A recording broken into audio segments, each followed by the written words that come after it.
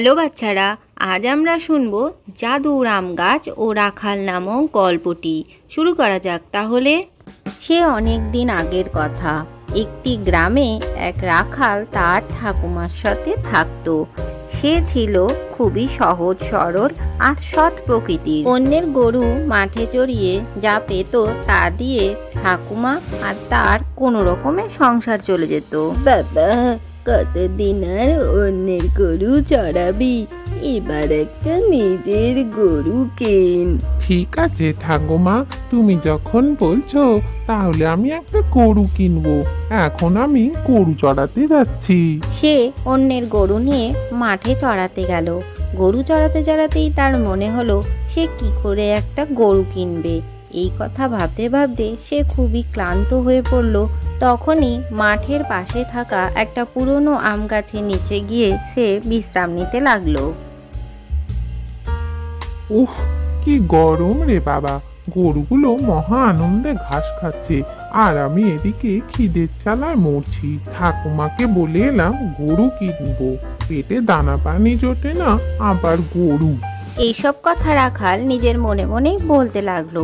তারপরে সে আকাশের দিকে তাকালো এবং দেখলো তার মাথার ওপরেই পাকা পাকা আম। তখন সে একটা লাঠি দিয়ে পাকা আম পেড়ে নিল। মাটি থেকে আমটা কুড়িয়ে রাখাল যেই মুখে দিয়েছে, কি টক রে বাবা আমটা! এই কথা বলেই রাখাল ছুঁড়ে ফেলে দিল আমটাকে। রাখাল, তুমি আমটা খেয়ে নাও। তোমার আম ভীষণ টক, খাওয়া যায় না।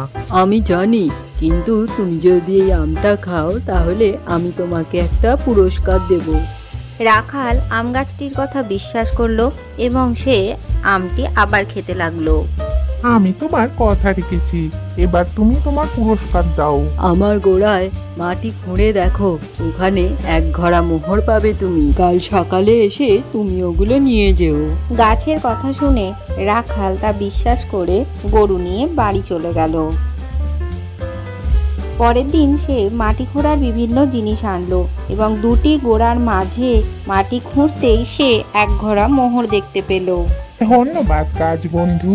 এবার শোনো, আমার গাছের আম কেন টক। গাছের আম যদি মিষ্টি হতো সবাই এখানে আসতো আর আমার গাছের নিচেই বসতো, মাটিতে লাঠি দিয়ে খোঁচা দিত আর এক সময় হয়তো মোহরের খোঁজও পেয়ে যেত। আমি চাইনি এই গুপ্তধন কোনো খারাপ লোকের হাতে পড়ুক আর সে এগুলো অসৎ কাজে লাগায়। তুমি সৎ, সারাদিন গরু চড়াও, কারুর কোনো ক্ষতি করো না, তাই এই গুপ্তধন আমি তোমাকে দিলাম। তুমি কিছুটা নেবে আর কিছুটা গরিবদের মধ্যে দিয়ে দিও। এরপর রাখাল বাড়ি ফিরে গেল এবং তার ঠাকুমাকে সমস্ত কথা বলল।